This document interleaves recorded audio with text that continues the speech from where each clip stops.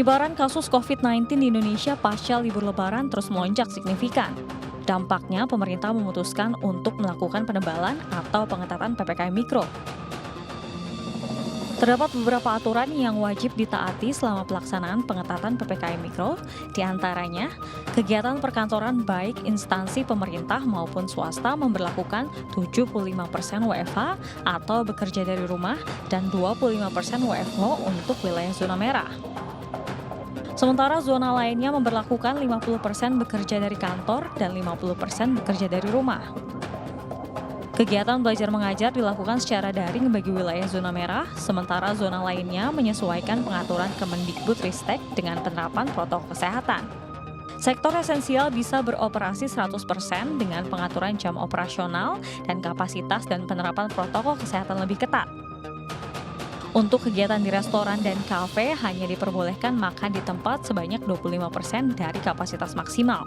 Sementara layanan pesan antar diperbolehkan dengan menyesuaikan jam operasional restoran. Jam operasional tempat makan hanya maksimal sampai pukul 20 waktu Indonesia bagian Barat. Tak jauh berbeda dengan restoran, mal juga hanya diperbolehkan beroperasi maksimal hingga pukul 20 waktu Indonesia bagian Barat. Pemberlakuan pengetatan PPKM Mikro berlangsung hingga 5 Juli mendatang. Segala jenis instruksi dan pengetatan mobilitas tentu tak akan membuahkan arti jika warga tidak patuh dan tidak serius dalam memerangi pandemi. Zona merah harus berbenah, akan kita kupas lengkapnya di Indonesia Bicara.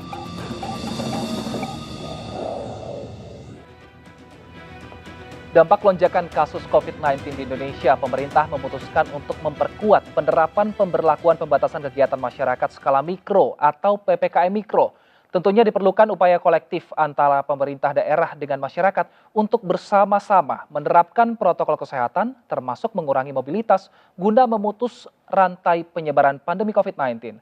Bersama saya Wilson Purba, kita akan berbincang lebih jauh terkait zona merah harus berbenah. Dan saat ini kita sudah terhubung dengan dua kepala daerah, ada Pak M. Idris, Wali Kota Depok, dan juga Pak Heru, Wakil Wali Kota Yogyakarta. Selamat malam Bapak-Bapak. Ya, selamat malam. Baik, saya ke Pak Heru terlebih dahulu. Pak Heru, seperti apa angka kasus COVID-19 di sana, Pak? Ya, memang dalam 2 minggu terakhir memang ada kenaikan yang cukup cepat. Yang mungkin bisa 100%, minggu kemarin, 2 minggu yang lalu 100%, yang sekarang 100%, yang biasanya 130 kasus per minggu, minggu kemarin sampai 370 kasus.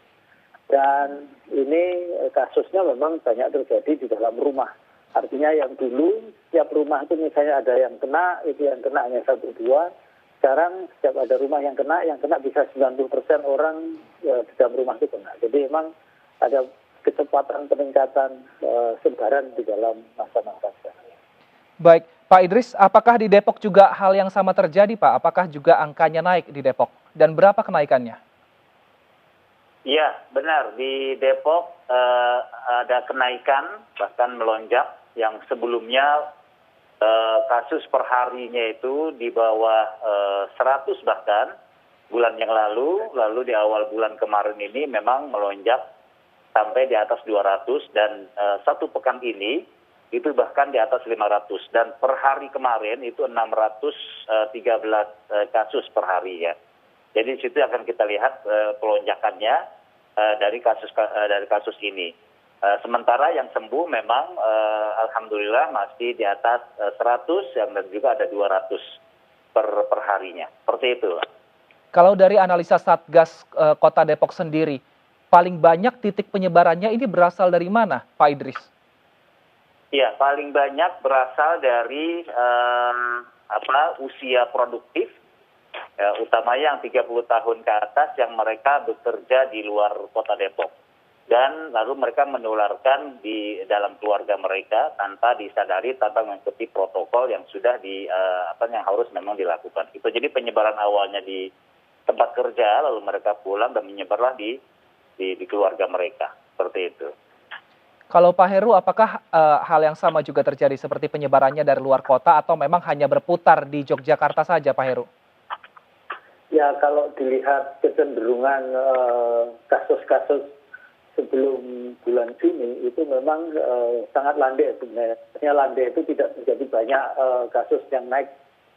Tetapi pasca Lebaran sebenarnya tidak ada problem. 2 minggu sesudahnya tidak ada masalah. Tetapi pasca libur-libur yang agak panjang, itu Juni baru kelihatan bahwa ada peningkatan. Jadi memang meskipun tidak langsung, mau tidak mau peningkatan mobilitas orang yang datang ke Jogja, apalagi di musim-musim kemarin itu weekend-nya liburannya panjang dan Jogja agak padat juga dalam liburan-liburan kemarin, memang ikut menjadi salah satu indikator bahwa dari perjalanan luar kota itu membawa efek terhadap peningkatan kasus.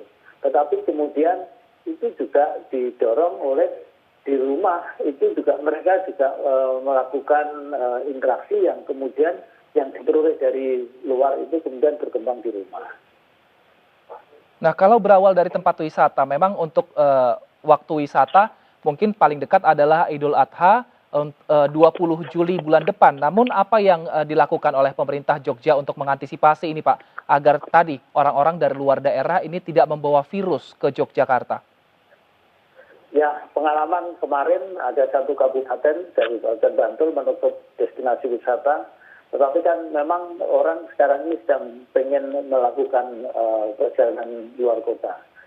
Jadi ibaratnya sebuah balon kalau ditutup yang satu atau dicecek yang satu pasti akan ada tonjolan di bidang yang lain. Makanya kalau ditutup hanya di satu tempat, maka akan meluber kemana-mana. Nah, kami kemarin dalam rapat dengan Kepala Daerah dengan Pak Gubernur, itu menyepakati untuk melakukan pembatasan jumlah kapasitas di dalam tempat-tempat wisata, disertai dengan upaya penegakan protokol, termasuk juga kita menghimbau kepada mereka yang datang ke Jogja untuk selalu menyiapkan surat-surat yang diperlukan untuk menunjukkan bahwa yang bersangkutan dalam keadaan sehat. Nah, ini bagian dari upaya kita semua agar mereka yang ingin datang ke Jogja pun juga merasa nyaman, tidak merasa ada sesuatu yang harus dikhawatirkan, dan kita semua yang ada di Jogja pun siap juga menerima mereka, tetapi selama protokol kesehatan dijalankan, maka harus. Nah, ini yang kemudian kita lakukan dengan sweeping secara acak di tempat-tempat parkir, destinasi wisata, atau di lain-lain umum yang akan kita lakukan. Baik, saya ke Pak Idris. Pak Idris, jika mungkin di Yogyakarta ini ada musimnya, karena memang ada musim liburan sehingga warga berkunjung ke sana. Nah, kalau tadi di Depok kan statusnya orang bekerja keluar masuk Depok, mungkin ke daerah Jakarta. Ini kan susah untuk diantisipasi, Pak, karena ini merupakan bagian dari kegiatan sehari-hari masyarakat. Lalu apa yang dilakukan pemerintah Kota Depok ini agar angka kasus COVID-19 tidak semakin tinggi, Pak Idris?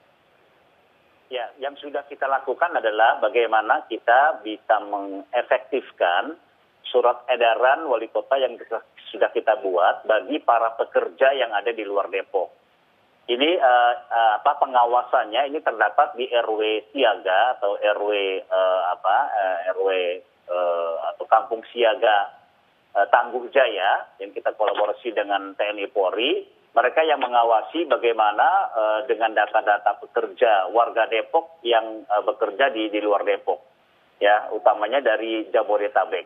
Itu memang sudah kita lakukan pengetatan itu tadi. Tetapi ternyata memang mungkin ya perlu pembiasaan yang luar biasa dan sebagainya. Sebab kenapa kita tidak lakukan lockdown?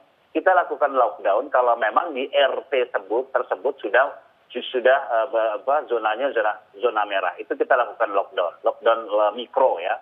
Tapi kalau belum, kita sulit untuk melakukan lockdown karena posisi kota Depok ini berada di tengah-tengah Jabodetabek, ya, sehingga sulit kalau kita lakukan protek terhadap pekerja-pekerja mereka. Yang kedua kesulitan kami adalah kerjasama dari para pemilik ataupun owner ataupun manajer perusahaan. Ya, perusahaan-perusahaan yang ada di Jakarta utamanya, dan juga kalau instansi pemerintahan ya kita bisa lewat kementerian yang bersangkutan untuk kita bersurat agar mereka melakukan protokol kesehatan yang ketat seperti itu. Tapi kalau yang lainnya agak sedikit sulit, itu kesulitan kami. Makanya berkali-kali dan kami mengingatkan terus bahwa aturan-aturan pengetatan di Depok ini nggak bisa lepas dari pengetatan wilayah-wilayah sekitar Depok, Baik. utamanya Jabodetabek. Ini yang akan kita terus ingatkan terus. Seperti itu, Mas. Saat ini ada berapa zona merah di Depok, Pak, dan berapa RT yang di lockdown? Kalau skop mikro RT itu hanya 2 RT yang zona merah. Kita punya 5.200 RT, tapi dengan peningkatan dan lonjakan dari kasus-kasus per hari ini yang kita khawatirkan, ya makanya kita antisipasi dengan meningkatkan pelayanan fasilitas kesehatan. Seperti itu, Mbak. Baik, Pak Heru, apakah di Jogja ini rencana lockdown akan diterapkan, Pak? Ya, saya kira tidak.